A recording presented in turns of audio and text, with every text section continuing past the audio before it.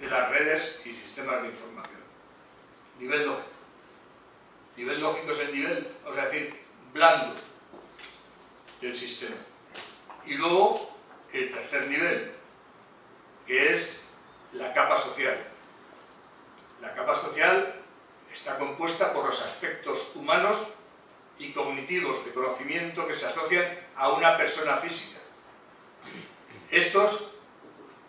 Las personas hay que verlas de dos formas, las personas físicas y las ciberidentidades. Y luego tiene la curiosidad que una ciberidentidad, como todos sabemos, puede tener distintos identificadores, como una dirección de correo, un nombre de usuario, que no tienen relación unívoca entre sí. Es decir, una persona puede tener más de una identidad en el ciberespacio y una ciberidentidad puede ser utilizada por varias personas físicas. Tres capas, o sea, una capa física, formada por lo que es sólido, lo que se puede tocar, lo que se puede atacar físicamente, una capa lógica, que es toda la parte blanda, toda la parte programática, que se puede atacar por esa misma línea, y una capa social que hay que trabajarla, que está formada por las personas y las identidades de estas personas en el ciberespacio y el conocimiento que ellos tienen.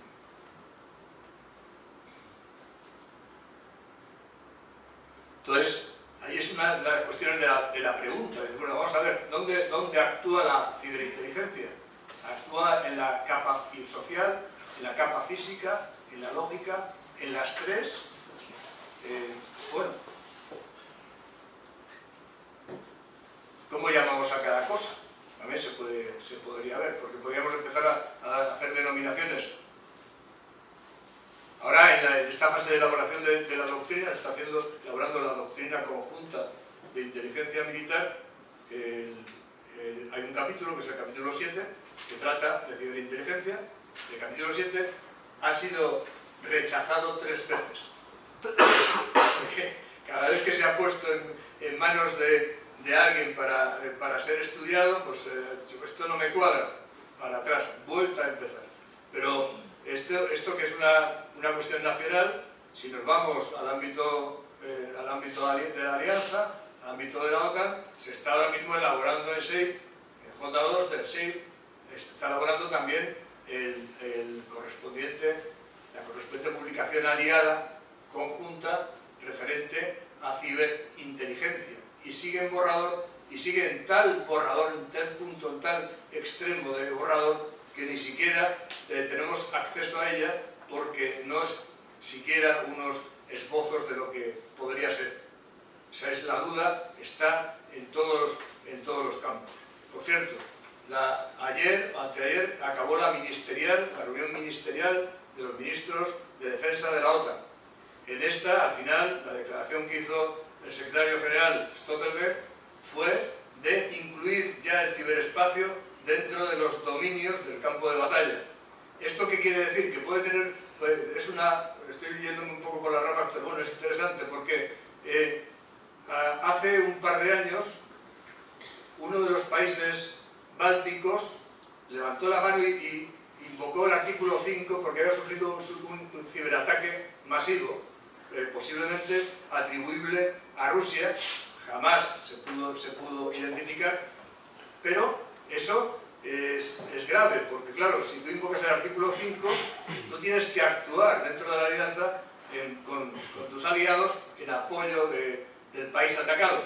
Claro, la respuesta también tiene que ser proporcional. ¿Qué quiere decir? Que entraríamos en ciberguerra contra ese presunto enemigo ilocalizable. Hay una zona gris también del campo de la legislación internacional. Se pasa un poco como pasaba y pasa todavía con el derecho en la mar. Pasa un poco así. Pero no es un global common el ciberespacio. no es un espacio donde cualquiera se pueda navegar, pasar por ahí tranquilamente, porque el ordenador, mi ordenador personal es mío, y vuestro teléfono móvil es vuestro. ¿Qué es lo que no es nuestro? ¿Por dónde se puede mover? Plantea unos problemas legales importantes.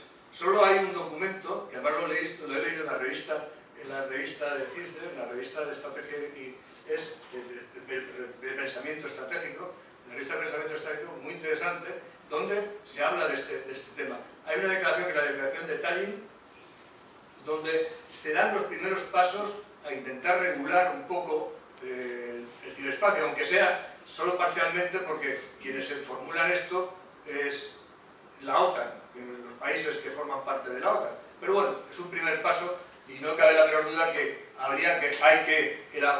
pasará mucho tiempo, porque los procesos legislativos, los procesos administrativos son largos, y en este caso, cuando son intereses de muchísimas naciones lo que está en el juego, es muy difícil delimitar el campo. Pero ya digo que no se puede incluir el ciberespacio como un global common. No es como el espacio donde puedes enviar los satélites, bueno, ya está regulado de alguna manera, o la mar, que tiene sus reglas, pero te puedes mover por ahí tranquilamente. No, porque somos poseedores de algo. Igual nuestras aguas territoriales son las que van a delimitar ese ciberespacio, y nuestras aguas territoriales puede ser nuestra privacidad, pueden ser cosas de estas. He puesto ahí algunas características del ciberespacio. Me dieron muchísimas cibercaracterísticas, cielos. Algunas sí, porque acabamos poniendo ciber aquí a toda cosa que se mueve por ahí. Entonces, una es esta, facilita el anonimato, es evidente, me gusta ver ciberidentidades distintas, jugar con ellas, tiene una rapidísima evolución, se usa todo tipo de formatos, estamos viendo, todo tipo de formatos multimedia caben en el ciberespacio, además lo genera el ciberespacio, se generan en el ciberespacio, están hechos para el ciberespacio, es abierto, cualquiera de nosotros puede acceder, es ubicuo, no hay fronteras, eso ya lo habíamos visto, no hay horarios, puedes estar siempre metido ahí. Su utilización implica un coste bajísimo y es evidente. La utilización, también lo habíamos dicho, es fácil, es sencilla. La profundización en él será más complejo, pero lo que es el uso es relativamente sencillo. Y no está sujeto a legislación, como estaba diciendo al principio. Es anárquico. Bueno, pues este es el entorno que se tiene que mover la ciberinteligencia.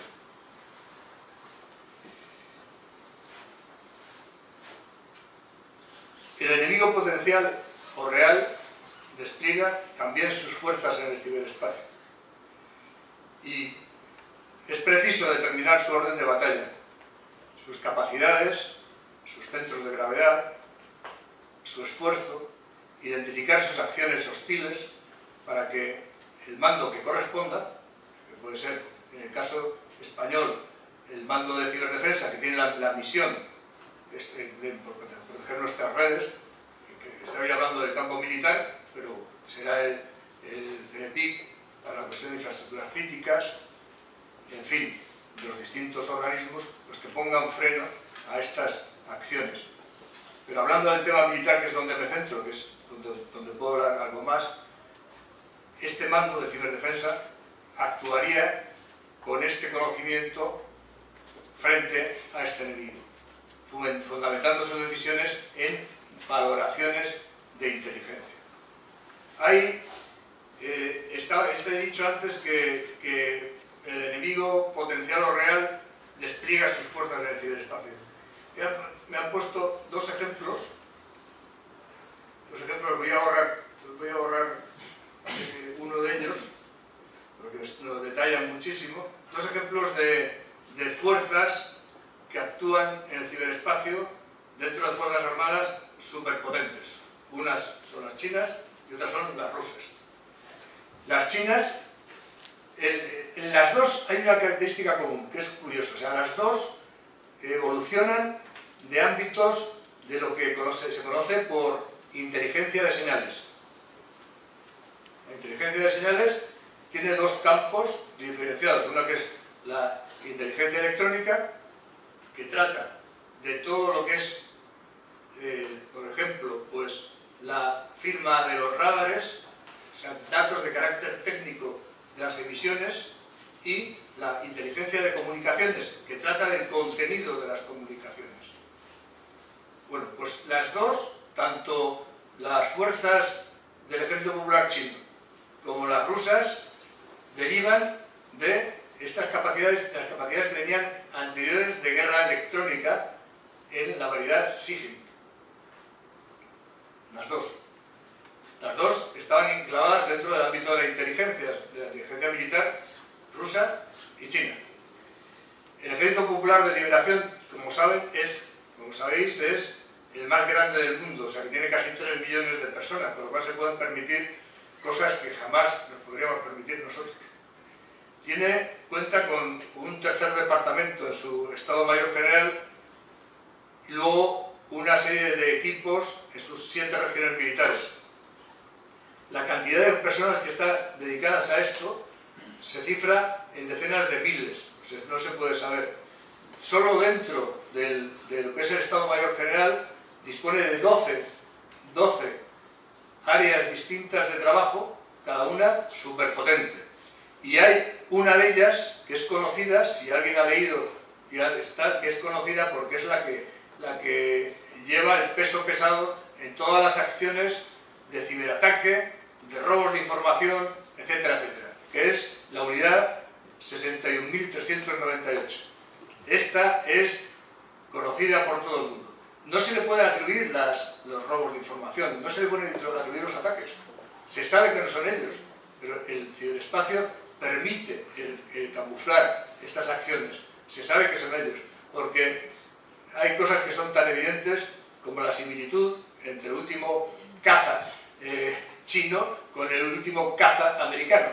Ayer o anteayer hubo la noticia de que habían robado, esto ya no los chinos, sino Corea del Norte, que es una potencia bastante menor, pero que habían dedicado un gran esfuerzo a toda esta cuestión de robar información, que salió la noticia de que habían robado los planos del ala del F-15.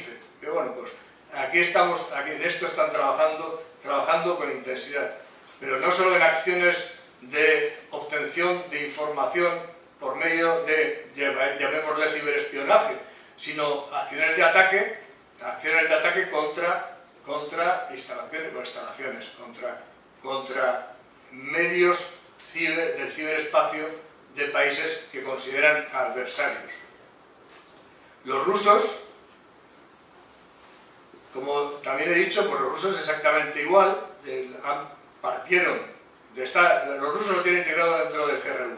El GRU es la inteligencia militar rusa, que no es heredero directo de la KGB porque existía antes, era independiente, era inteligencia militar y sigue siendo inteligencia militar, pero no se queda en el campo de ciberespacio exclusivamente focalizando en objetivos militares, sino en todos los demás, porque van tocando todos los niveles, desde el estratégico al operativo, pero también político, económico, todo, y dispone de capacidades de todo tipo. O sea, dentro de sus unidades de ciberdefensa, dentro de estos tiene una unidad que es la sexta dirección, que es la responsable de la inteligencia de señales, SIGINT, que he dicho antes, que es la que se dedica exclusivamente a lo que es el trabajo de inteligencia dentro del ciberespacio.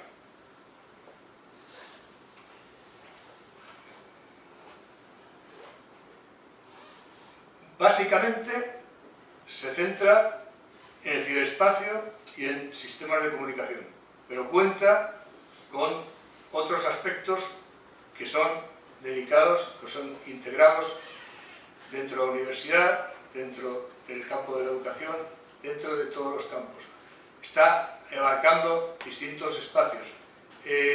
Utiliza también, contrata, por decirlo así, externaliza los servicios en organizaciones que se dedican a actuar también en el ciberespacio en beneficio propio.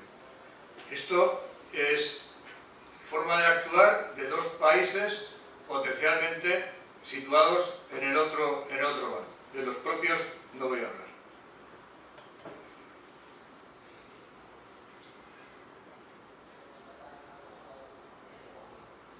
El ciberespacio efectivamente es un área de la acción de la inteligencia militar. De ahí, ¿qué hacemos? ¿Qué hace la inteligencia militar? Pues obtiene datos, se obtiene información que en todo proceso normal de inteligencia se deben analizar y valorar para ponerlo de una forma en lenguaje natural en manos del mando para que facilitar la toma de decisiones. Esto, que es la quinta dimensión, entre sus tres partes, tal y como he descrito anteriormente, la lógica, la física y la social, constituye un área de trabajo más dentro del mundo de la inteligencia militar, al igual que el ámbito terrestre, el marítimo y el aéreo. Y además tiene esa ventaja que es la accesibilidad. No tenemos límite en la capacidad de obtención con los medios que se disponen para adquirir la información y datos del mismo. Las barreras las podemos imponer nosotros mismos por deficiencias de carácter deformativo, pero se puede llegar a lo más profundo dentro de este ciberespacio, dentro de las tres capas. De alguna manera ocurre en el ciberespacio que el concepto de área de responsabilidad y área de interés de inteligencia se difuminan, son porosos, se diluyen en el ciberespacio.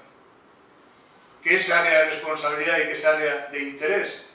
La área de responsabilidad se define dentro del campo de inteligencia operativa, operacional, práctica, es allá donde los medios de una unidad alcanzan para obtener información.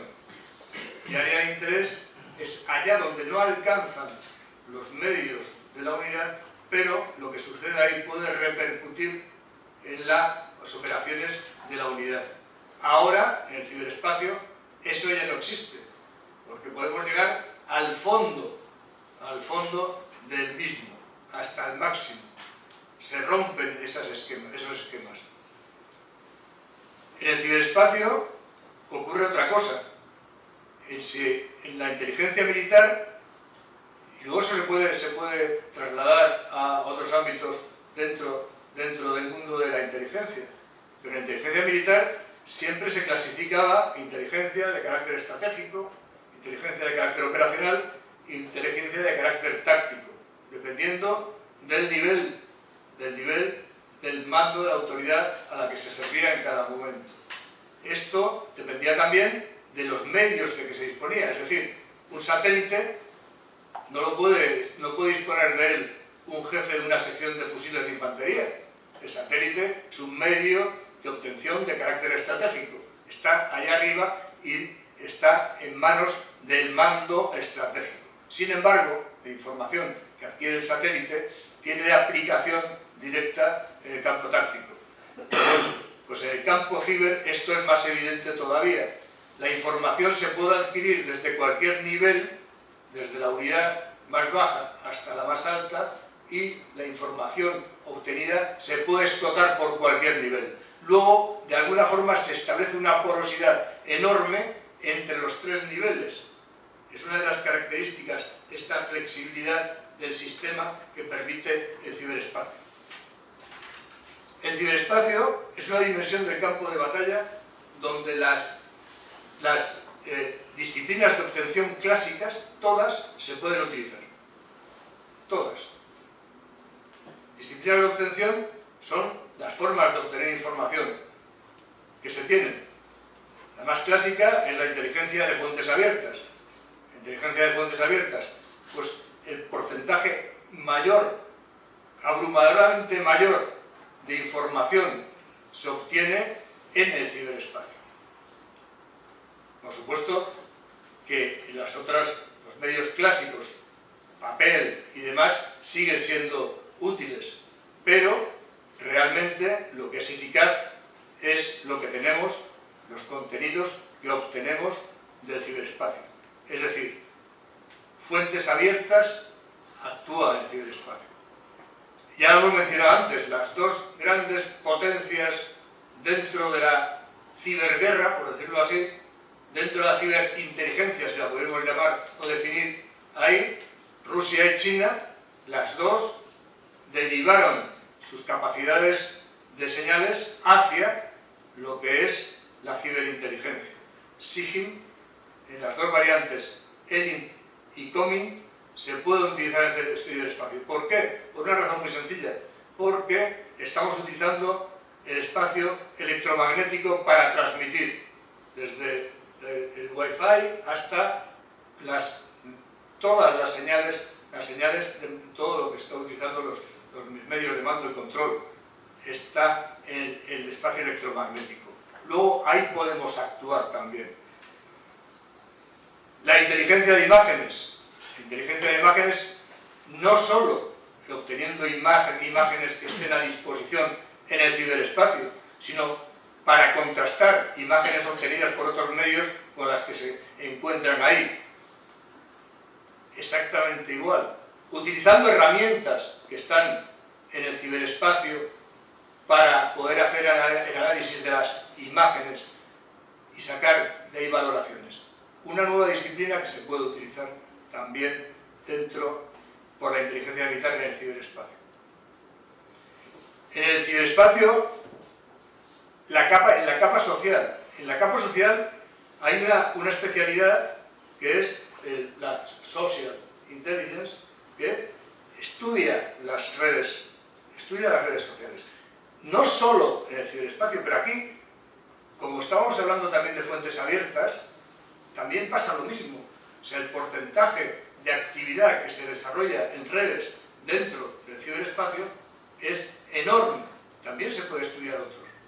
Es más difícil estudiar otros. Vamos, este es más sencillo. Encima se dispone de herramientas que permiten hacer ese análisis de enlaces de redes. Una de las cosas peculiares, está utilizándose como red de mando y control por el Daesh, es el ciberespacio. Pues una de las cosas peculiares es esa palabra, que es la capacidad de readaptarse que tienen las redes sociales y la capacidad de readaptación que tienen las redes de este grupo terrorista cuando se toca un nodo, cómo se reacciona y aparece otro para poder reorganizar su red de mando y control. Esa capacidad, ese estudio de redes sociales, esa social intelligence, se puede hacer ahí. Se puede utilizar para otras cosas también, pero en el campo militar esto es un elemento más para comprobar, para estudiar lo que son sistemas de mando y control. Pero vamos más allá. Ya vamos de la social intelligence, está a ir a la clásica inteligencia. La inteligencia clásica, que es la inteligencia humana, la inteligencia de persona a persona. Bueno, ¿quién no ha chateado, quién no ha tenido desde la entrevista? Salvo el interrogatorio, por supuesto que no se puede hacer, pero por estos medios, no se puede utilizar. Igual sí, gente con habilidades es capaz de poder hacerlo. Pero el poder utilizar identidades falsas, hacer acciones encubiertas de una forma bastante segura en el ciberespacio, permite abiertas. ¿Por qué no? O sea, que las dos formas, porque depende de cómo te aproximes a otra persona. Se puede hacer operaciones de fuentes dentro del ciberespacio, perfectamente. Si el operador UMIN del futuro, tendremos operadores UMIN, por supuesto, operadores UMIN que trabajen en el campo, por supuesto que sí. Pero no cabe la menor duda que va a haber un operador UMIN especializado que trabaje detrás y que trabaja detrás de un ordenador, de la pantalla de un ordenador. En fin, esto la cuestión es que ya empiezo, yo soy capaz de describir, pero no soy capaz de contestar a la pregunta. Y ahí está la clave del asunto. No soy capaz de contestar a la pregunta. ¿Por qué? Porque es que ¿qué entendemos por la inteligencia? Yo entiendo que la inteligencia militar en el ciberespacio es aplicar todas estas capacidades de obtención para obtener información, analizarla, valorarla y presentar resultados de forma que se fundamenten las decisiones del mando. Eso lo entiendo muy bien. Pero definir ciberinteligencia, no lo sé. Mi misión la tengo clara y la intentamos cumplir con los medios que se ponen a nuestro alcance. Eso está claro. Todos lo tenemos claro en ese campo. Tengo claro también que si el enemigo potencial o real despliega sus fuerzas en el ciberespacio, tenemos que determinar también su orden de batalla. Tenemos que determinar su organización, tenemos que determinar su despliegue, sus capacidades de ataque o defensa, sus objetivos, sus vulnerabilidades. Tenemos que conocerlo. Y lo tenemos que conocer en las tres capas. En las tres capas. En la capa física, en la capa social y en la capa lógica. Pero antes, por ejemplo, estaba hablando de las capacidades de imágenes trabajando en el ciberespacio. Pero ¿por qué la capa física, la capacidad de obtención, la disciplina de obtención de imágenes puede actuar en la capa física perfectamente sin estar en el ciberespacio? Podemos localizar los puestos de mando adversarios, podemos localizar sus medios de transmisión, sus antenas, podemos localizarlos perfectamente, podemos establecer por dónde van las redes de fibra, por supuesto que sí, y no hace falta entrar en el ciberespacio. Hay una interconexión entre las distintas capacidades de obtención entre el ciberespacio y lo que eran los campos de batalla normales, los otros espacios de batalla: tierra, mar, aire y el espacial. Está todo interconectado para al final llegar a ese producto de inteligencia que permita tomar las decisiones.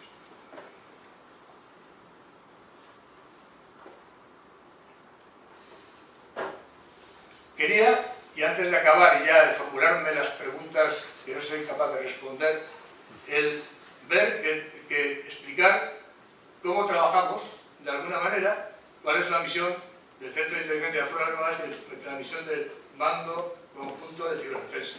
El Mando Conjunto de Ciberdefensa actúa igual que el Mando de Vigilancia Aérea o el Mando de Vigilancia Marítima con respecto al Mando de Operaciones. Está integrado dentro de ese conjunto, además de su especialidad específica, pero dentro de lo que es el espacio operacional están metidos ahí, están integrados ahí. Dentro de esto, la inteligencia militar española se organiza en un sistema en el cual, que se llama Sistema de Inteligencia de Fuerzas Armadas, en el cual el Centro de Inteligencia de Fuerzas Armadas es responsable del máximo nivel. ¿Cómo actúa el Mando de Ciberdefensa con respecto a la inteligencia militar? Pues actúa como un elemento intermedio que pone a disposición del Centro de Inteligencia de Fuerzas Armadas información para ser valorada y ser presentada al Estado de Defensa o al ministro o a las autoridades militares que se determinen para que se tomen las decisiones. Dentro de ese esquema está perfectamente integrado y la coordinación es estupenda por una razón muy sencilla, porque estamos prácticamente colocados en el mismo sitio, ubicados en la misma base. Esto lleva a que aquello que explicaba al principio de la estructura de seguridad nacional dentro del campo nuestro va conformándose de una forma muy sólida. Y aquí ya me quedo para finalizar con mis preguntas, que bueno, ¿qué es esto? ¿Es la ciberinteligencia una disciplina de obtención técnica? También existe la TechInt, la inteligencia técnica. Ampliamos la inteligencia técnica para que entre también a estudiar el ciberespacio en una de sus planos, en el plano lógico. Puede ser una contestación, puede ser sí. Ciberinteligencia como disciplina de obtención especializada en el campo lógico con carácter técnico. Eso lo hace el Mando de Ciberdefensa. O bien la otra más amplia, que es la que se produce tras el análisis de datos e información obtenidos en el ciberespacio en su conjunto, en los 3 planos. Esa la hace el Centro de Inteligencia de Fuerzas Armadas. No soy capaz de dar una definición. Voy a esperar, y vamos a esperar a que los que están trabajando en los aspectos doctrinales den esa solución. Y con esto, y con otra pregunta, ya acabo, que es esta de aquí. Porque ya me pregunto, estamos con el viejo